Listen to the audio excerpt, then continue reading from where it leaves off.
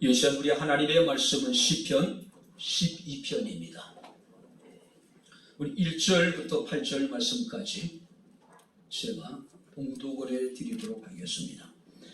시편 12편 1절부터 8절 말씀까지 제가 봉독을 해드리겠습니다. 여호와여 도우소서. 경건한 자가 끊어지며 충실한 자들이 인생 중에 없어지나이다. 그들이 이웃에게 각기 거짓을 말함이며 아첨하는 입술과 두 마음으로 말하는 도다. 여호와께서 모든 아첨하는 입술과 자랑하는 혀를 끊으시리니 그들이 말하기를 우리의 혀가 이기리라. 우리의 입술은 우리의 것이니 우리를 주관할 자 누구리요 함이로다.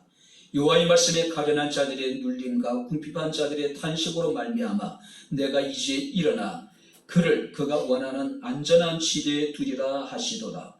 여호와의 말씀은 순결하며 흙 도가니에 7번 단련한 은 같도다. 여호와여 그들을 지키사 이 세대로부터 영원까지 보존하시리이다. 비열함이 인생 중에 높임을 받는 때에 악인들이 곳곳에서 날뛰는도다. 아멘. 기도하겠습니다. 자비롭고 은혜로우신 아버지 하나님, 하나님의 은혜와 사랑을 진심으로 감사를 드립니다.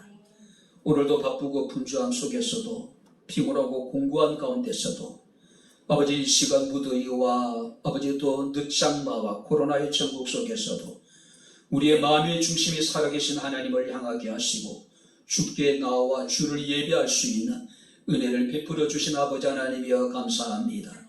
이 시간 주의 말씀을 듣기를 원합니다. 주여 우리의 마음의 문을 열어주시고 우리의 길을 여셔서 이 아침에 성령이 교회들에게 하시는 주의 음성을 듣게 하옵소서. 하나님의 뜻을 분별할 수 있는 지혜로운 마음을 우리에게 주옵소서.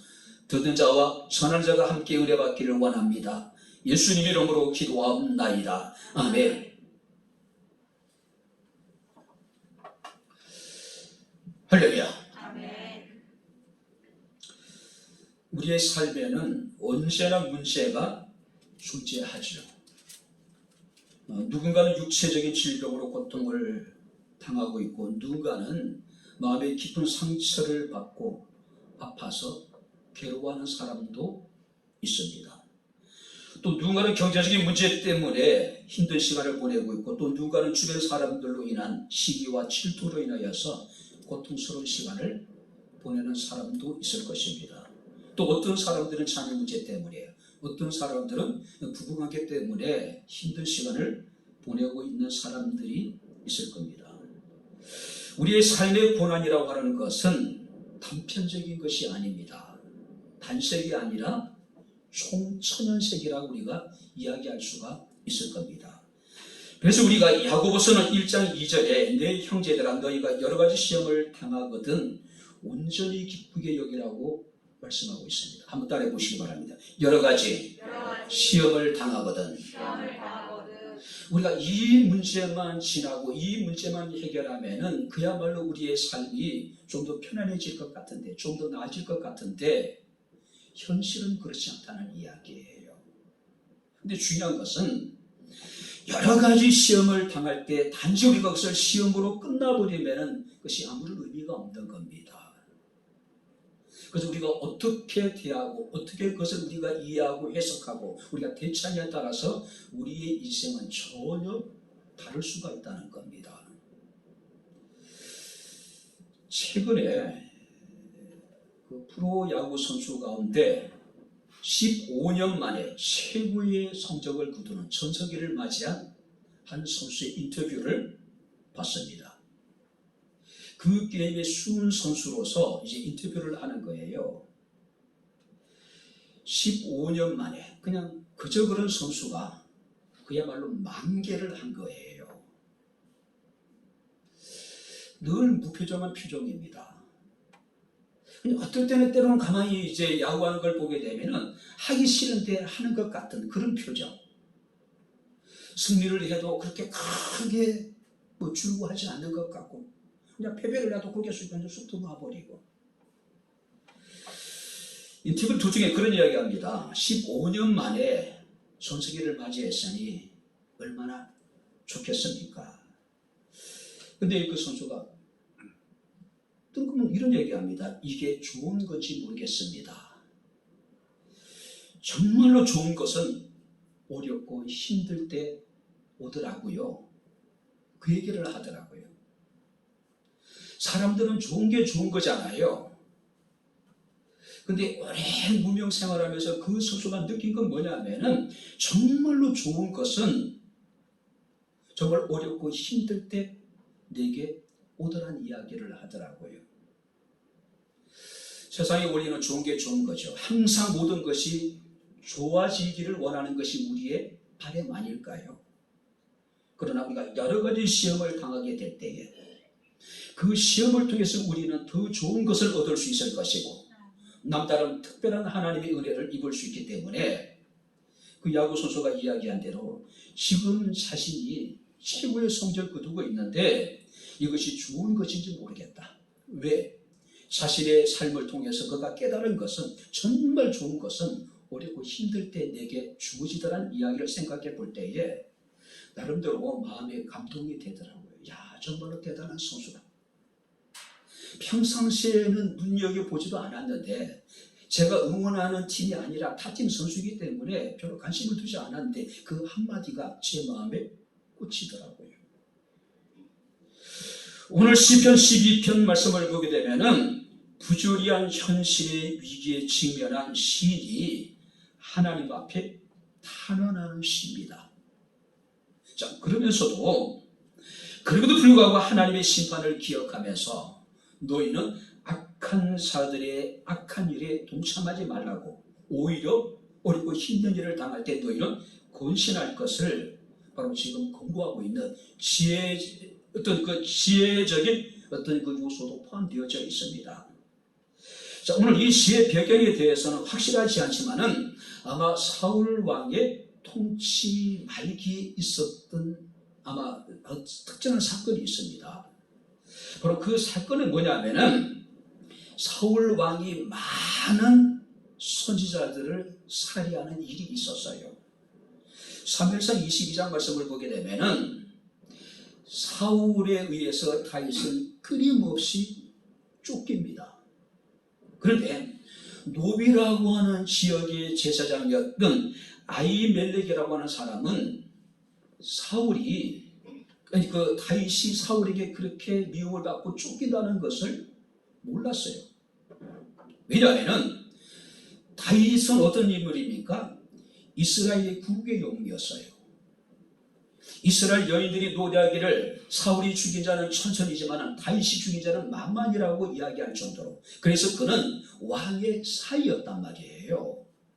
근데 오늘날 다윗이 자신이 거느리는 소년들을 데리고 녹당에 찾아옵니다.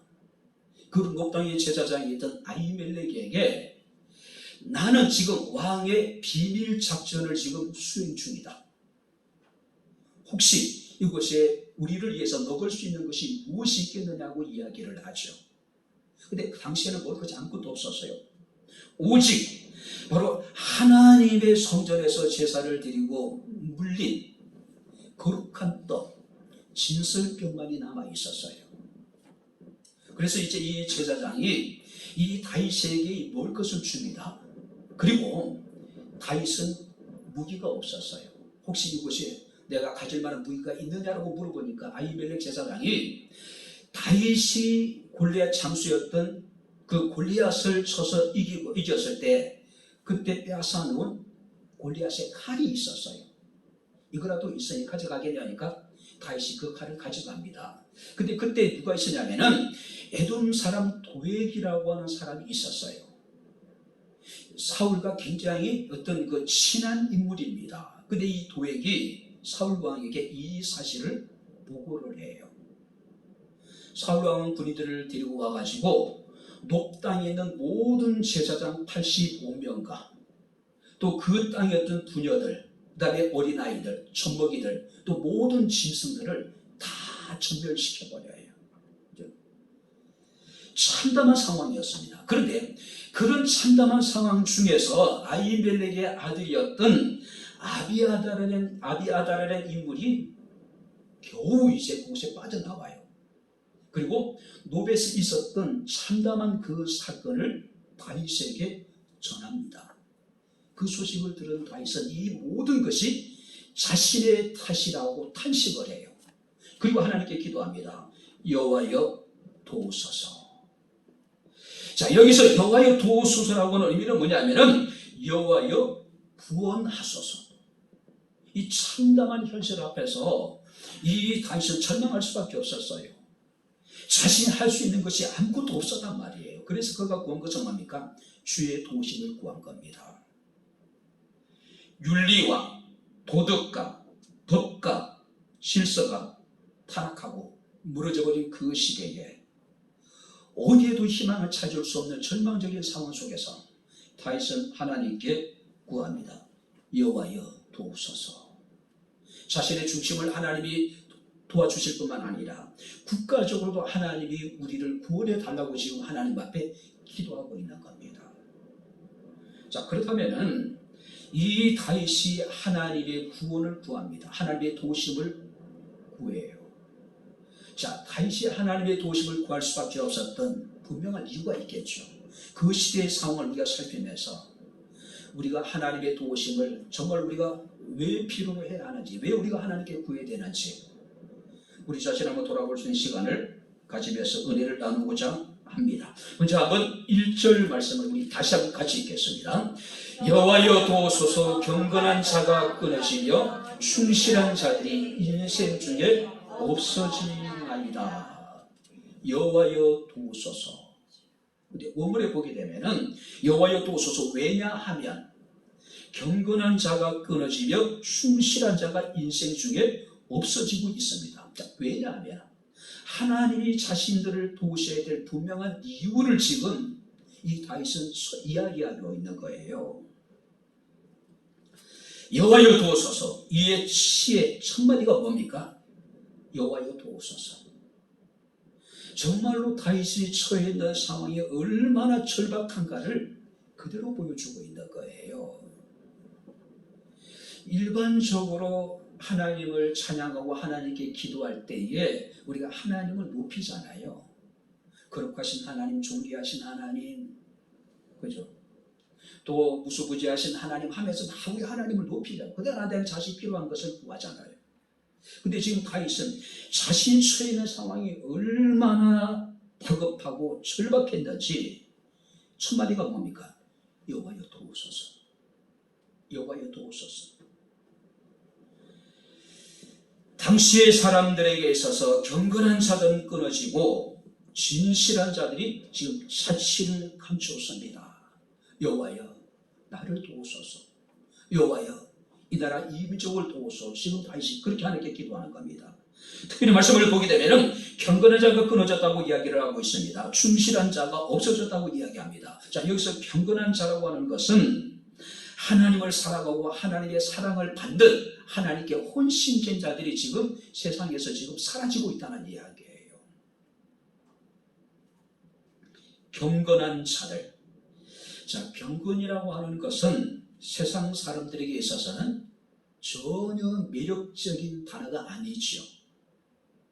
그래서 우리가 디모데후서 3장 12절에 사도 바울은 디모데에게 이런 얘기합니다. 무릇 그리스도 예수 안에서 경건하게 살고자 하는 자는 핍박을 받으리라.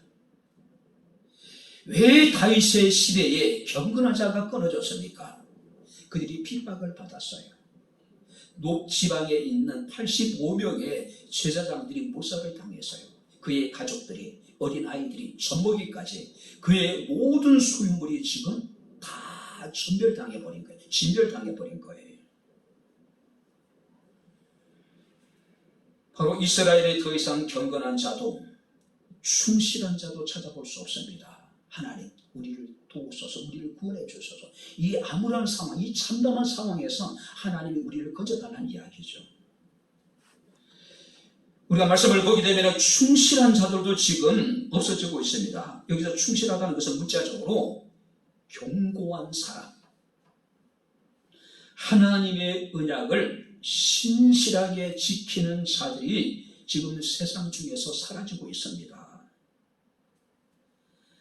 한마디로 진실한 사람, 믿음직한 사람, 정직한 사람들은 사라지고 오직 불의하고 악한 자들만 이 세상에 지금 가득하다는 이야기예요. 왜 경건한 자가 사라졌을까요? 왜 충신하고 견고하고 진실하고 믿음직한 정직한 사람들이 사라졌을까요? 아까 말씀드렸듯이 바로 경건한 자나 충성된 자, 정직한 자가 세상에서 환영받지 못하기 때문에 그래요. 우리가 잠언서 29장 27절 말씀을 보게 되면은 불의한 자는 의인에게 미움을 받고 바르게 행하는 자는 악인에게 미움을 받느니라. 자, 불의한 자와 바르게 행하는 자는 세상에 함께 더불어 공존할 수가 없다는 이야기예요. 왜? 서로가 서로를 미워할 수밖에 없기 때문에. 그런데 바로 여러분들이 불의한 자들이 득세를 했기 때문에 바르게 사는 경건한 자와 또 그 충실한 자들이 지금 세상에서 지금 몰살을 당하고 세상에 지금 사라지고 있다는 거죠. 악인들이 경건한 자를 죽이고 내쫓는 불법이 성한 암흑기를 지금 맞이한 겁니다. 의인들보다는 악인들의 소리가 크고 그들이 인정받는 어둡고 타락한 세대가 되었기 때문에 다시는 하나님께 기도합니다. 우리를 도우소서, 우리를 구원해 주소서. 85명의 제사장들을 죽이고 그들의 어떤 가족들을 죽이고 아이들과 전무이까지 또 모든 짐승들까지도 진멸하고도 사울과 그를 따르는 사람들은 눈 하나 깜짝하지 않았다는 사실이에요. 오늘 이 시대에는 경건한 자들이, 정말 하나님 앞에 신실한 자들이 점점 사라지고 있는 것 같은 안타까운 상황이 계속되고 있는 것은 사실입니다. 특별히 우리가 코로나로 인해서 이 코로나의 기세가 꺾일 기회가 보이지 않는 거예요. 이미 1년 6개월 동안 우리는 온전히 하나님을 대면하여 예배하지 못하고 있는 상황이 계속되어지고 있습니다. 그런 얘기를 하죠. 몸이 멀어지면 마음도 멀어진다고요. 하나님을 우리가 대면하여 예배하지 못하다 보니까 우리 마음도 하나님에게서 점점 멀어져 가는 겁니다. 경건한 자들이, 하나님 앞에 정말로 충실한 자들을 우리가 찾기 힘든 시대에 우리가 지금 살아가고 있는 거예요. 우리는 자신의 입으로 자신을 그리스도인이라고 얘기하지만 실제 삶과 행동은 전혀 그리스도인답지 못한 삶을 살아가고 있는 사람들이 얼마나 많은지 모릅니다. 분명 우리가 경건의 모양은 있는 것 같은데 실상 경건의 능력을 잃어버리고 살아가는 사람들이 얼마나 많은지 몰라요. 이 시대에 우리는 함께 하나님 앞에 기도해야 됩니다. 무엇이라고 기도할까요? 여호와여 도우소서, 여호와여 도우소서. 코로나 앞에서 속절없이 무너져버리고 있는 우리의 믿음, 우리의 소망, 우리의 사랑을 하나님께서 다시 회복시켜 주시기를 위해서 하나님께 기도해야 되지 않을까요?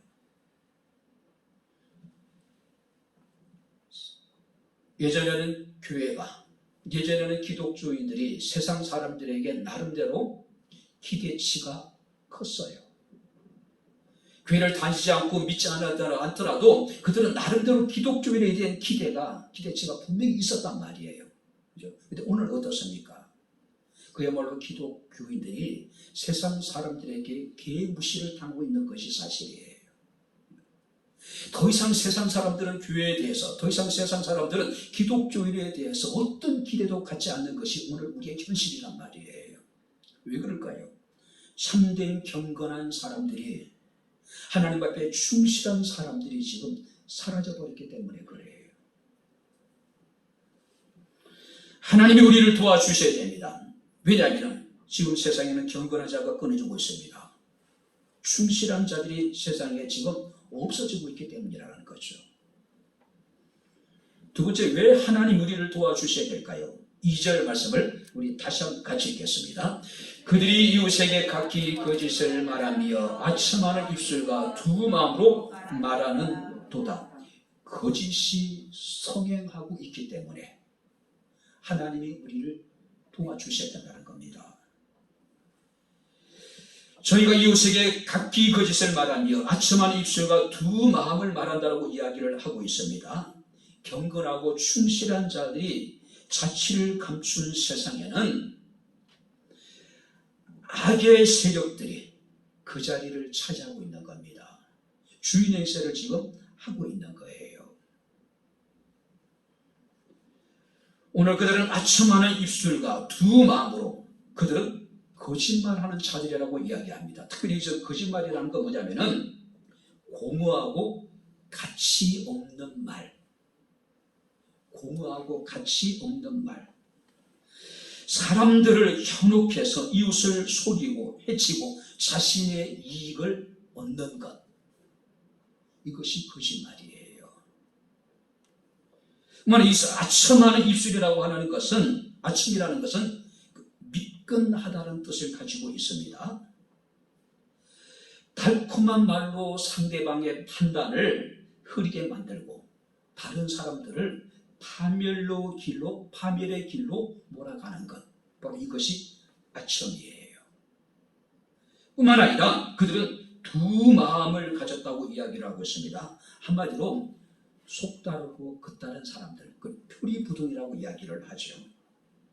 심리학적으로 이것을 정신분열 상태라고 이야기를 합니다. 또 혹자는 이것을 겉과 속이 다른 두 기준, 우리가 가장 중요한 건 뭡니까? 늘 우리가 한결같아야 돼요. 그죠? 기준이 하나여야 돼요. 근데 사람들은 어떻습니까? 두 기준을 가지고 있는 거예요. 그래서 자신에 대해서는 한없이 관대해요. 그러나 상대에 대해서는 어떻습니까? 굉장히 엄격한 잣대를 들이대고 있는 거예요. 흔히 우리 사회에 유행하고 있는 내로남불. 자신이 하면은 로맨스고 남이 하면은 불륜이라는 이야기예요. 이런 자들이 지금 세상에 가득하고 있다는 이야기예요. 뿐만 아니라 그들은 우리의 혀가 이기리라, 우리의 입술은 우리의 것이니 우리를 주관할 자가 누구냐라고 이야기를 합니다. 한마디로 그들은 거짓말을 밥 먹듯이 하고 거짓말에 중독된 사람들입니다. 그들은 거짓된 입술로 그들은 자신의 목적을 충분히 이룰 수 있다. 자신이 원하는 것을 다 가질 수 있다. 자신은 얼마든지 성공할 수 있다라고 지금 확신하는 사람들이에요. 더 나아가서 그들은 이런 얘기합니다. 우리 입술은 우리의 것이니 우리를 주관할 자 누구냐? 무슨 얘기입니까? 바로 자신들을 지으신 하나님을 그들은 지금 멸시하고 있는 거예요. 경건하고 충실한 자들이 사라진 땅에는 거짓을 행하는 자들이 곳곳에서 지금 날뛰고 있다. 거짓이 지금 세상에 성행하고 있다. 우리 예레미야 6장 13절 15절 또 예레미야 8장 10절 12절 말씀을 보게 되면은 예레미야 시대 당시에 시대상을 이렇게 나타내고 있습니다. 가장 작은 자로부터 큰 자 이르기까지 다 탐욕을 부리며 선지자로부터 제사장까지 다 거짓을 행함이라. 그들이 가정한 일을 행할 때에 부끄러워하였느냐? 아니다.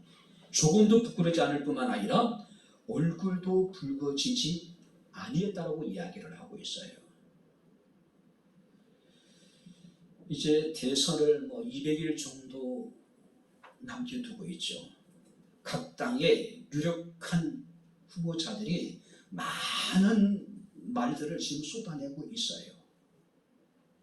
근데 정말로 우리 국민들이 그들의 이야기를 얼마나 신뢰할 수 있을까? 과연 그들의 말에 대해서 우리가 진실성을 우리가 찾아볼 수 있을까? 거기에 대해서 사실 회의적인 것이 사실입니다. 거짓말에 중독된 사람들 같고 그들은 미끈한 말로서 사람들에게 아첨을 하고 그들은 겉과 속이 다른 두 마음을 가지고 있는 것 같아요. 물론 제 개인적인 생각인지 모르겠지만요.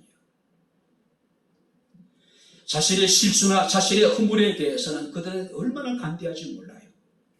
그러나 상대방에 대해서는 그들은 굉장히 엄격한 잣대를 서로에게 들이대고 있는 거예요. 조금 부족한지 모르지만 조금 약해 보이더라도 정말 우리가 정직하고 믿을만하고, 그죠? 그런 충실한 그런 사람들이 있어서는 얼마나 좋을까라고 하는 그런 기대를 해봅니다. 주여 우리를 도우소서. 거짓을 이길 수 있는 힘을 우리에게 주시고 거짓을 이길 수 있는 지혜를 우리에게 주옵소서. 지금 우리가 하나님께 구해야 될 여러분들이 기도 아닐까요? 세 번째 말씀을 보시기 바랍니다. 8절에 넘어가서 8절 다 같이 읽겠습니다. 비열함이 인생 중에 높임을 받는 때에 악인들이 곳곳에서 날뛴다. 악인들이 세상 중에 높아지고 그들이 세상에서 곳곳에 지금 날뛰고 있다. 미친 듯이. 그죠? 자신들의 세상을 만난 거예요. 아프가니스탄의 탈레반이 20년 만에 다시 정권을 되찾았죠. 피해 보복을 하지 않겠다고, 국민들에게 일상의 생활로 다시 복귀하라고. 그런데 현실은 어떻습니까? 사방에서 피해 보복이 지금 이루어지고 있어요.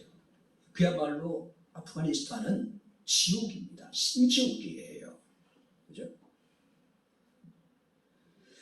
오늘 성경 말씀을 보게 되면 비열함이 인생 중에 높임을 받는 때에 악인이 곳곳에서 날뛰고 있다. 자, 여기서 비열함이라는 것은 무가치한 자들, 탐욕스러운 자들이 인생 중에 지금 높임을 받고 있다.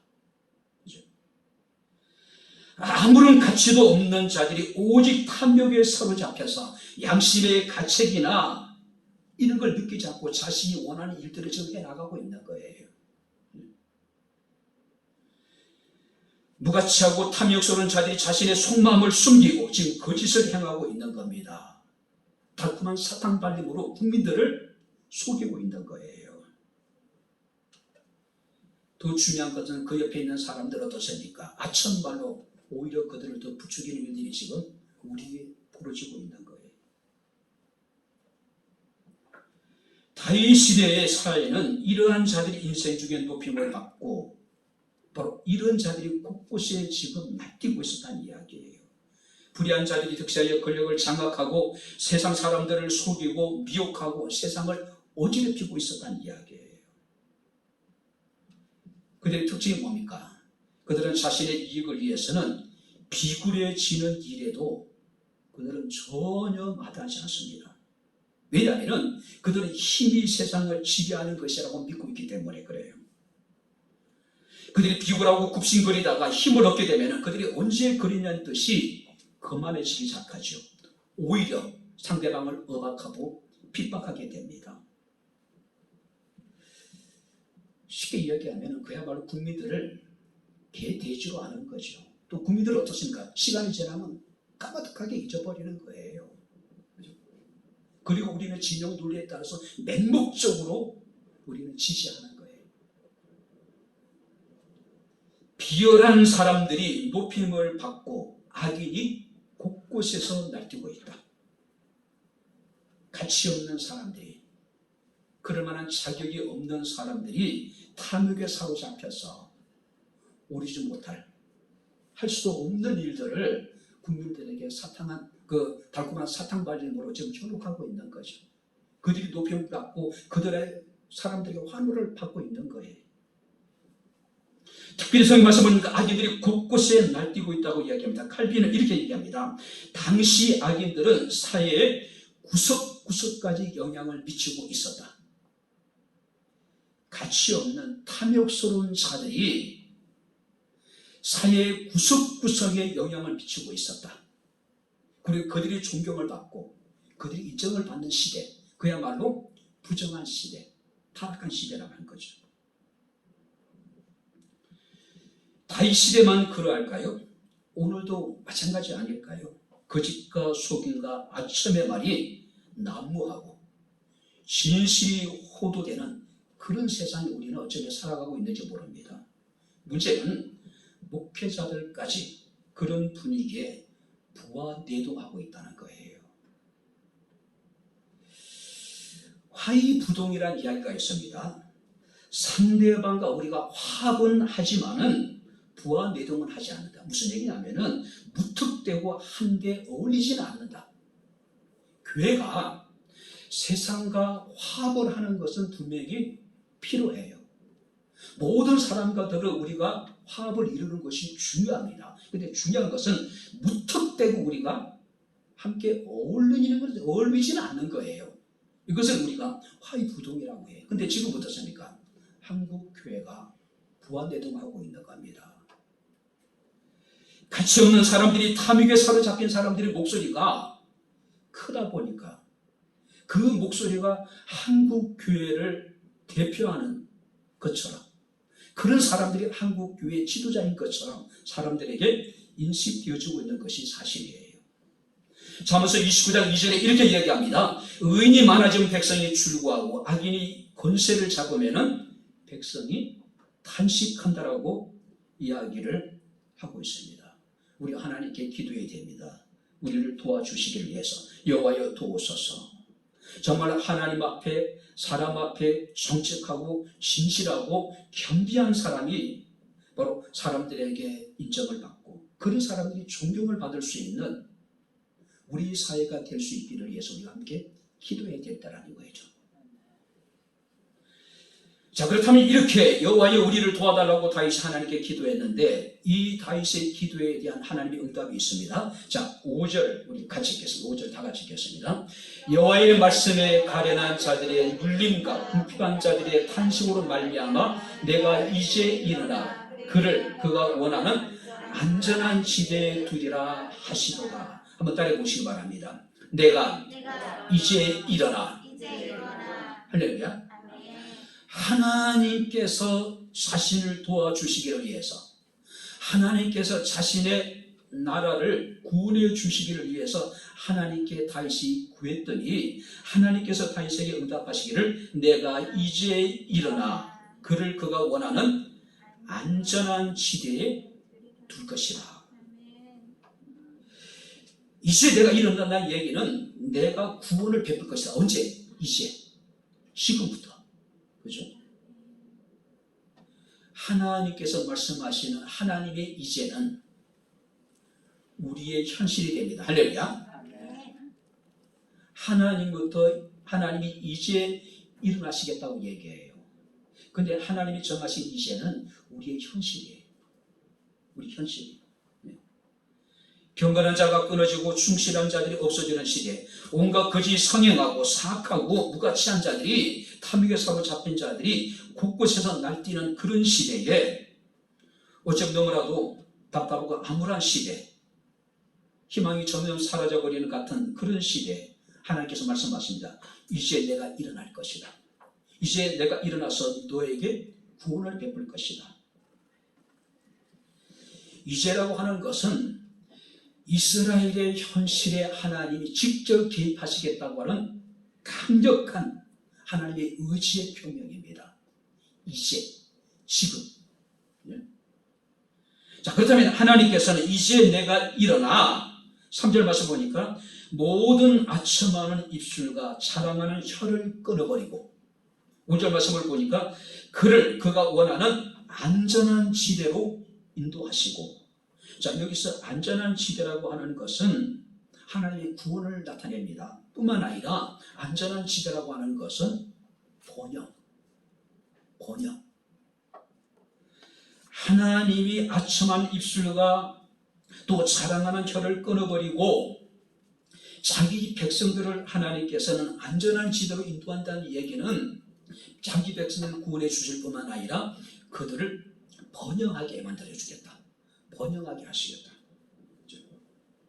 그리고 7절 말씀을 보면은 여호와여 그들을 지키사 이 세대로부터 영원까지 보존하시리다.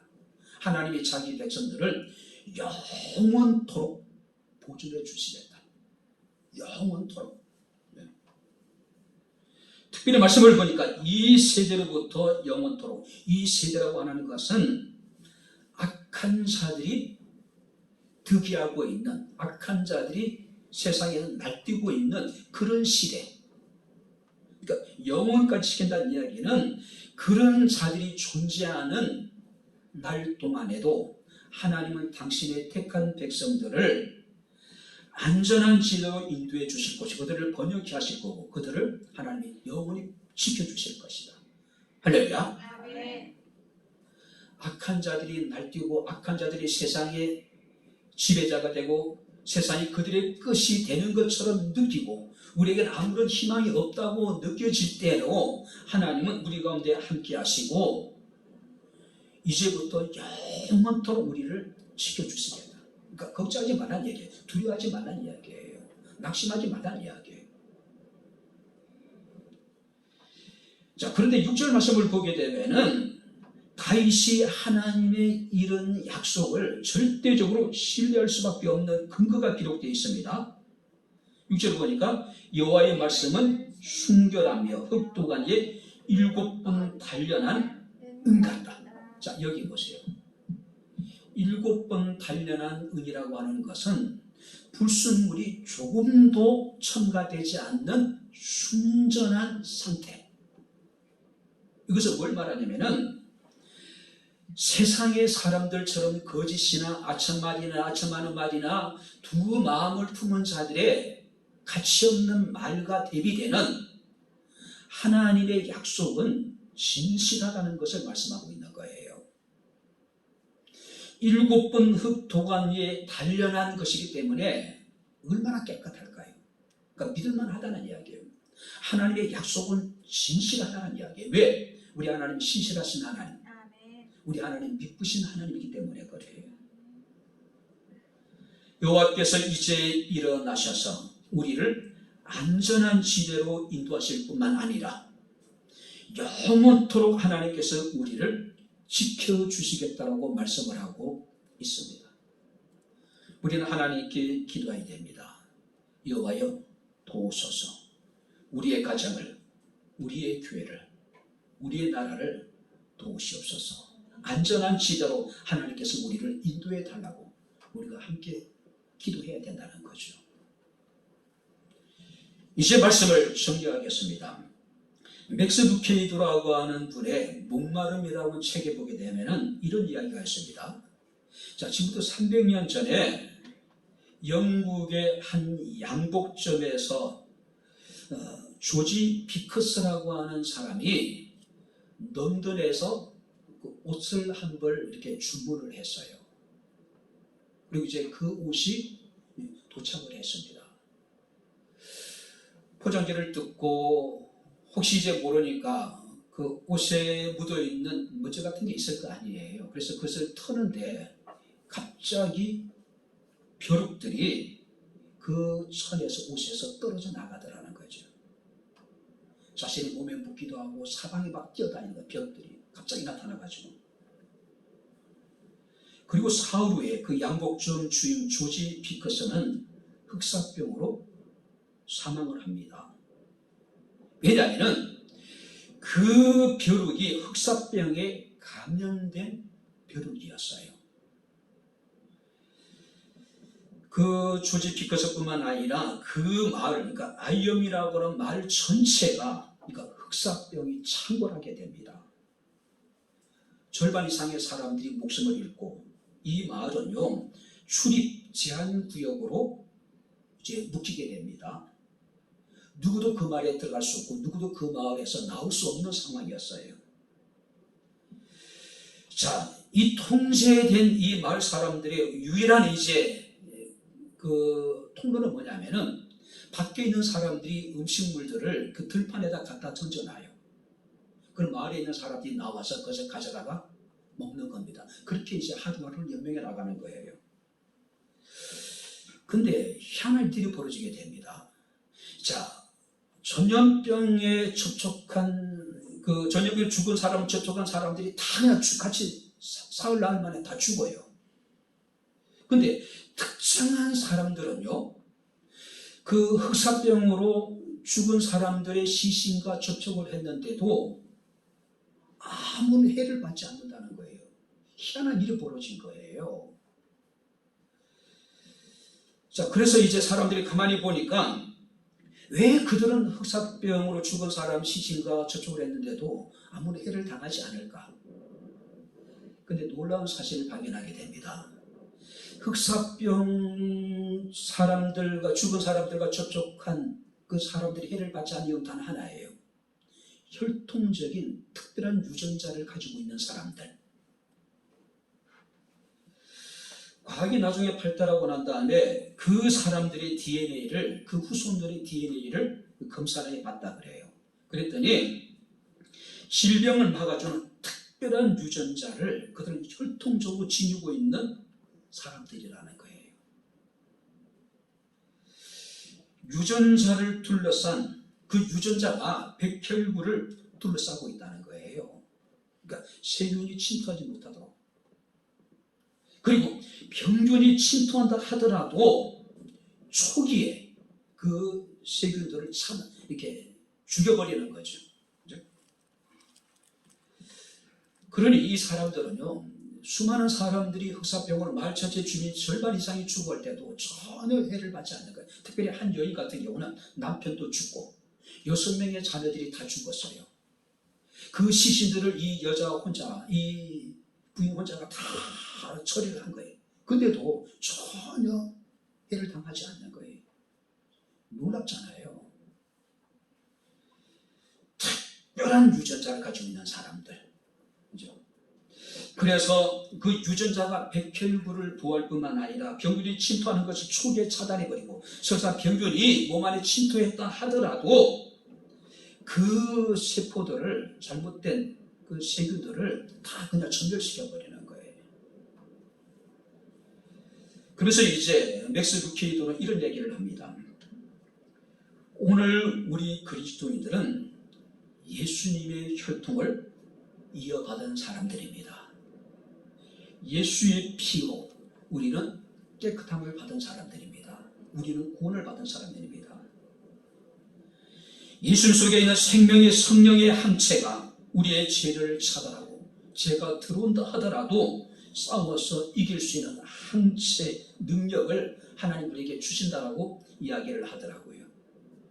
우리가 로마서 8장 1절 말씀을 보게 되면, 그러므로 그리스도 예수 안에 있는 자에게는 결코 정죄함이 없나니 이는 그리스도 예수 안에 있는 생명의 성령의 법이 죄와 사망의 법에서 너를 해방했음이라고 말씀하고 있음을 우리가 보게 됩니다. 코로나가 우리나라가 지금 4차 대유행을 하고 있습니다. 하루 확진자가 2,000명씩을 지금 오르내리고 있는 모습을 우리가 보게 됩니다. 사무엘상 20장 3절에 다윗은 자신의 시부 요나단에게 나와 죽음의 사이는 한 걸음뿐이라고 이야기를 합니다. 그만큼 우리의 상황이 어렵고 힘들다는 이야기겠죠. 우리는 예수 피로 말미암아 지혜 시심을 받아 구원받은 사람들입니다.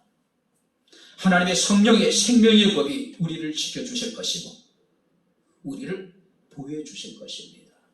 하나님이 우리에게 말씀하십니다. 여호와여 도우소서.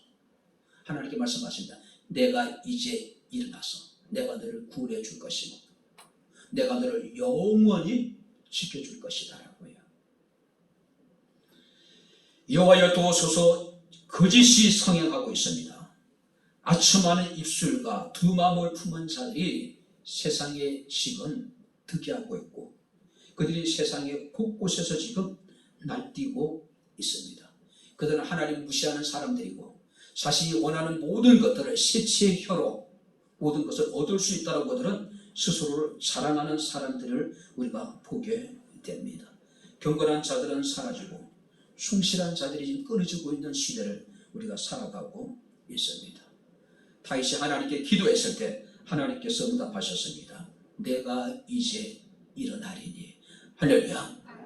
암울한 시대 하나님이 일어나셔야 되지 않겠습니까? 하나님 외에는 우리에게 희망이 없다는 이야기예요.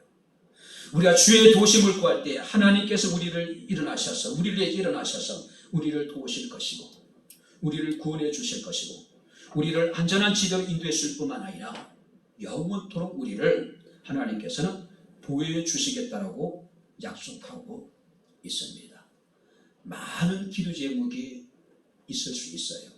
그러나 지금 우리가 하나님께 구해야 될 것은 무엇입니까? 여호와여 도우소서. 우리가 너무 힘듭니다. 우리가 죽게 되었습니다. 주님과 나 사이는 한 걸음뿐입니다. 하나님의 도우심이 절대적으로 필요합니다. 여호와여 이제 일어나소서. 여호와여 이제 우리를 도우소서. 여호와여 이제 우리를 구원하시고 안전한 지도로 인도하시고 영원토록 우리를 보호하소서. 그 하나님의 은혜가 우리 가운데 함께할 수 있기를, 우리 교회 가운데 이 나라 이민족 가운데 함께할 수 있기를 주의 이름으로 축원합니다. 기도하겠습니다. 하나님 아버지, 하나님의 은혜와 사랑을 진심으로 감사를 드립니다. 우리는 우리의 믿음을 지켜나가기 힘든 시대를 살아가고 있습니다.